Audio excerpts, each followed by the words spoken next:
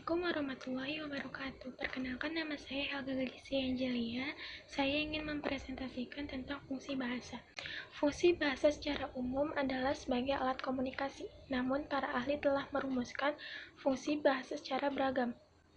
Menurut Wiono, bahasa adalah sistem lambang bunyi ujaran yang digunakan untuk berkomunikasi oleh masyarakat pemakainya.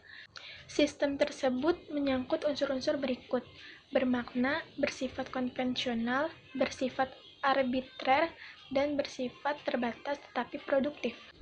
Sebelumnya, Suhendar menyebutkan bahwa bahasa sebagai alat komunikasi manusia berupa lambang atau tanda dan selalu mengandung pikiran atau perasaan.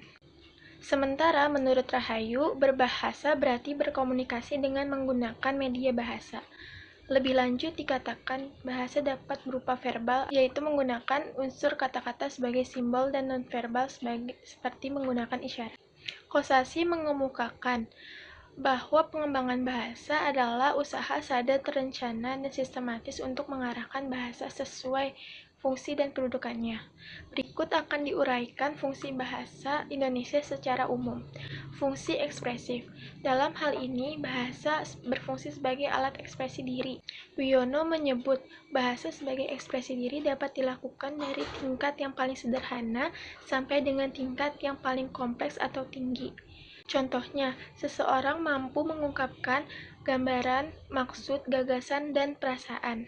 Fungsi komunikasi. Bahasa digunakan sebagai alat interaksi atau berhubungan antara dua manusia sehingga pesan yang dimaksudkan dapat dimengerti. Fungsi kontrol sosial. Di dalam fungsinya sebagai kontrol sosial, bahasa digunakan sebagai pengendali suatu kondisi atau situasi sehingga sesuai dengan harapan.